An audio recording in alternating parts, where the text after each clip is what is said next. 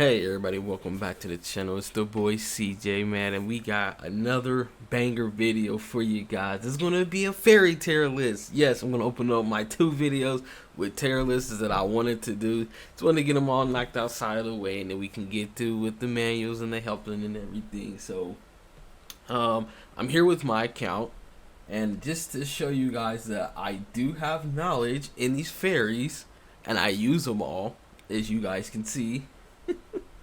We're going to be ranking them all from the not so popular ones to the also popular ones. And now, as you guys can see, a lot of these fairies have different abilities, different attacks. For an example, you have one fairy right here who is kind of a DPS fairy, right? But she also comes with an extra ability, which this would be a damaging buff ability, right? As you can see, it gives 20% damage bonus to all monsters. Yes, for 6 seconds. And that truth can be told for other fairies such as Chestnut. Hers is more just for the fire monsters, which makes sense because she's a fire fairy. Then you also have other fairies that come with mechanics that are more a support base. For an example, we come over to everybody's favorite purple fairy. It would be this guy. Now, we all like him because of the heal. He does no damage. He literally does no damage with his fairy ability. It's literally just heal. And it's probably like one of the biggest heals in the game. And it does save people. So a lot of people do use him. And then you also have others that come with PvP utilities, such as the queen herself, Miss Liko, or Licorice, you know, whichever one you want to say. Her attack just stuns people. It's not fun. It definitely, I'm not going to call for a nerf, but yeah, it's pretty OP. She's not the only one who has a stun. You have Miss Primrose. She also has a stun. Now, hers is only 2 seconds, but, you know, they come with stuns, man. And I think that putting a list together of saying which ones are the best, kind of like 1, 2, 3, is kind of not pretty telling of what these fairies actually are. And I feel like each fairy does have its own uses, such as PvE, PvP, things of that nature. So I kind of just wanted to throw something together to at least give you guys the idea. It's not so much as going to be ranking them, but it's I'll kind of want to put emphasis on where these fairies are best utilized at, or even if they're best utilized all around the game, if that makes sense. So I'm going to go ahead, run my intro, and we're going to take this over to the tier list that I have created. See you guys there.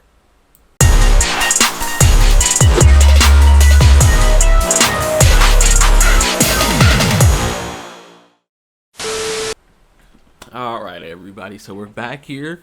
Here is the formatting for the tier list. I did say I wanted to highlight their PvP and PvE value, but I decided let's maybe just show them in the totality of where they stand. So I want to take into account both their PvP and PvE value, and also take into account of what stats they have, and you know, how early can they get it. Like, the two biggest stats that you want is break and crit, right?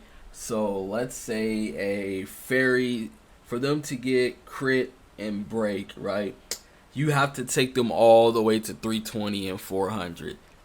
And you know, in the grand scheme of things, everybody's going to get there, but that kind of investment is where a lot of that does fall off, because you're going to be more keen to upgrade the ones that have crit and break first, you know, in their second slot, if that does make sense. Second, third slot, you don't want to go the whole 400 for it. So that's kind of where that's going to play a factor as well. So there might be some fairies that get ranked a little bit higher due to the accessibility of their stats. Some that, well, they're never really going to get docked for their accessibility to the stats, because they're all going to get it. But some are going to be ranked a little bit higher due to that. So we're going to do a quick transition over to have this laid out, and we're going to explain our way down of why each fairy was selected the way it is. So get ready for almost another 20-minute video. I promise you guys, once I'm done with the very first layouts of the tier list and I'm done explaining them, the next updates to them are literally just going to be a couple minutes because I'm not going to be explaining everything. Alrighty, I see you guys over there. Alright, everybody, and we're back with the list. So, as you can see, this is just how I'm shaking things out. This is my personal list, so don't take it as the gospel. This is just what I think as a tutorial of the game. I know some people rather PvP, some people rather PvE. It is what it is, you know. Use whoever you want to use, and it's, you know, in your set. It is what it is. But I think I'm going to start with the ones that matter. Then we can make our way back to the ones that really don't matter. So, coming in at the Beyond God tier, we have Licorice, Twins, Arethnine, however you spell her name, whatever, and then Viola. Now, these right here are, yeah, they're pretty nuts. These people are pretty nuts. We have Licorice. This is the queen of PvP. Honestly, if you leave the house without your Licorice, you're already at a disadvantage at PvP. No stuns for you. GG's. She does have damage as well, because she has some multipliers that goes with your attack, and it's for 6 hits. But it probably just me. But for some reason, when you summon Licorice, the first three hits summons on her, and then the last 3 hits summon on the opponent. So you're not really getting the full 6 hits, and it's just 3 hits. And I feel like, yeah, her DPS is definitely not what people is making it out to be. But just for the sake of the community, I'm going to leave her at the DPS. We got the Twins. Huge step up for PvE. Honestly, I will highly recommend, if you are in your 14 days and you're not trying to do a CP race, save every single seed you get, every single ticket you get, summon tickets, whatever it is, save for the Twins, because they are vital for your roster when it does come to PvP. I mean PvE, PvP too, because they do a lot of damage in there and it's pretty nuts. Honestly, I would say a 1-star twin, it's better than almost everybody over here when it comes to PvE, in my opinion. There are some arguments you could probably put some over, but honestly, if you don't care about CP at all, 1-star twins would definitely get the job done. So, and then you have her. This is one of the rare basic pool fairies. She is dope as hell. I love her. And on top of that, she has really great stats as her first 4 actually. Honestly, all of them are good, right? She has attack, crit rate, break, and block. Like that, not a single one of those are like, if you are a new player, you're going to want to level her up. Like, this is probably one of the first fairies you're going to level up, right? Because you see attack, you're going to be like, okay, yeah, let's get that. And then right after attack, you got crit, and you're like, okay, yeah, let's get that. And then it's time to 320, you're looking, and then you see her 3rd spot is break, and you're kind of like, okay, yeah, let's do that again. So I think that's what kind of pushes her to Beyond God tier for me. And her damage is just so insane at that. So if it wasn't for her stats, I probably would put her in God tier with Chestnut, to keep it honest with you. But the way that her stats is set up, I definitely think she is worthy of being in that position that I put her. Now, next coming up, we have a very new coming fairy named Viola. She just dropped this month. Now, I'm going to put her here for now, because I have seen her performance. I have seen what she brings to the table. I like the fact that she does slow people, which was, you know, that's what this support is. If it's anything outside of healing, anything outside of stunning, buffing up and things like that, they're going to have the support tag. And she does do slow, and she does do some heavy damage as well. However, I feel like her DPS isn't going to be as nutty as it should be until you actually invest in the character. Like, you rank her up, you rank up her skills by ranking her stars up and things like that. I think that's when, you know, her damage starts to go up. I don't think she's really the hot cake straight out the gate, as some would say. We're gonna move over to the god tiers. These are the chestnuts. These are the running mates to these two. Are basically the dynamic duo from when you first start out. We have chestnut. Chestnut, her single target DPS is also just as not as nutty as her running mate. Kind of like maybe a tier or two below. When you first get her, she's not gonna like jump out at you, but once you actually start leveling her up, yeah, her single target damage does get nutty up there. So that's why I gave her the high investment. She also has a single target because DPS, once again, man, she does the thing with it. And on top of that, she boosts your DPS due to the fact that once you use her, it gives you 20% damage increase to all fire monsters. So that's fantastic for her. Honestly, if her stats were just as good as her running mates, I probably would have put her in Beyond God tier, honestly. But her stats are HP, crit, and then tenacity. Not what you want to see as a free-to-play, low-spender player. That's mainly where you're going to top out for a lot of these things. So, yeah. And then on top of that, her 400 is blocked. So, yeah, it can be, it is what it is. So, now we have the other free-to-play character, which is Primrose. Now Primrose she's decent, she's good. I keep her up here though because the way that it works is she does give you she brings a lot of things to the table, right?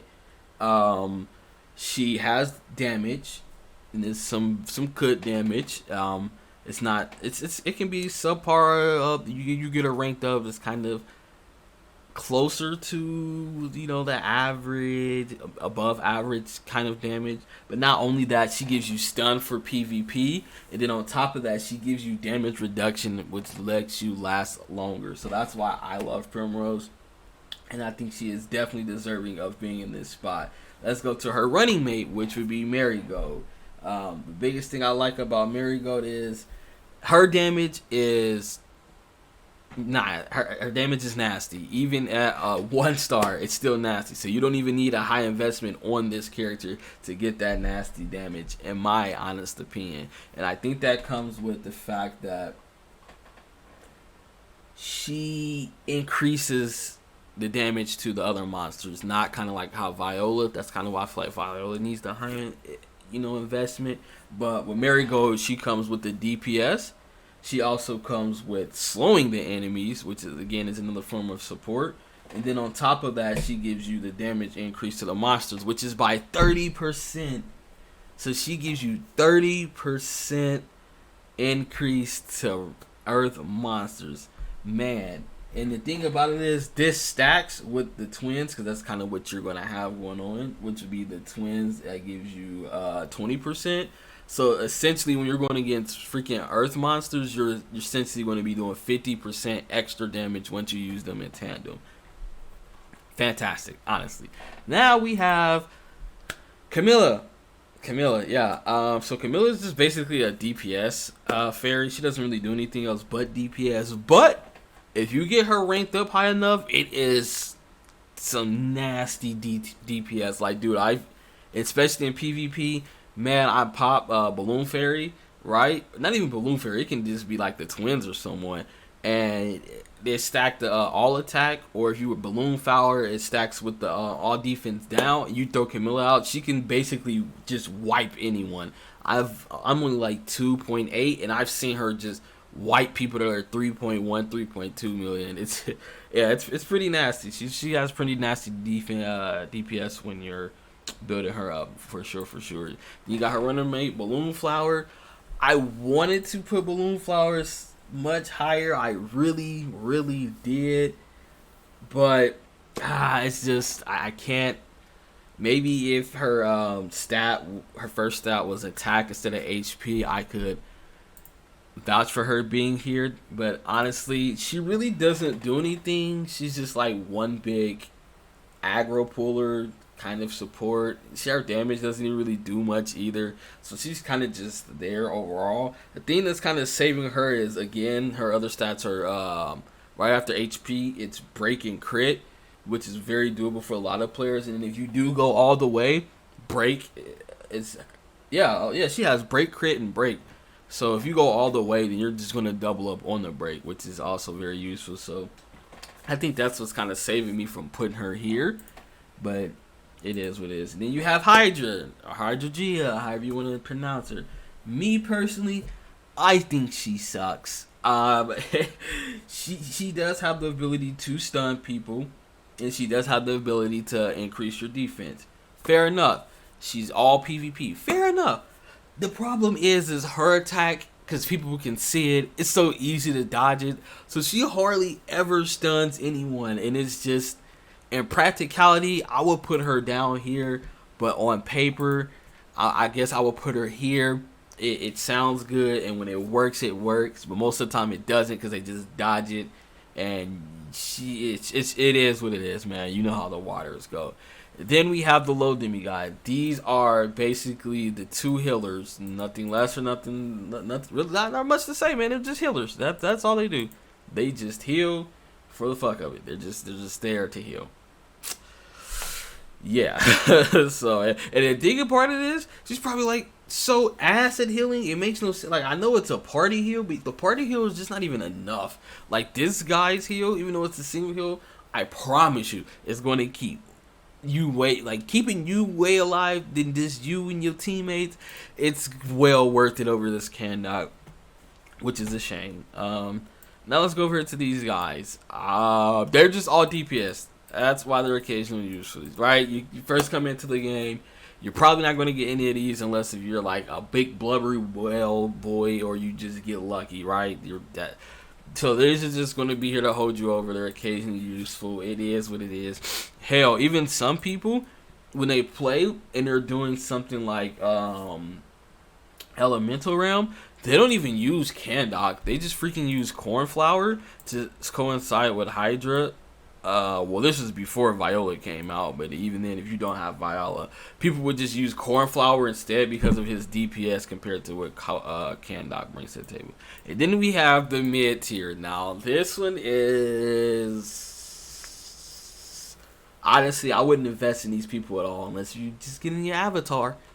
That's it. Avatar profile picture. That's the only reason you should even dabble into this category, in all honesty, right? Hers is just a shield with a little bit of DPS. Trash. Hers is movement speed and dodge. Trash. And hers is a DPS and literally a heal block. Now, don't get me wrong, the heal block is nice, but you're only going to need it in PvP. Why would you use her at PvP when you could just use Primrose, which you're definitely going to get and you can get? So she's just, I'm going to say it, I'm sorry, she's trash. So it's kind of where I'm at with this, man. So I have my list made out. I'm going to distribute this to you guys. You guys are more than welcome to come in here and take a look yourself if you want to. I'm going to leave the link down to this below, and hopefully I'm able to get this video out in a timely fashion for you guys. So see you guys later. Take care. More videos to come. Thank you for stopping by and watching. I'll see you. Peace out.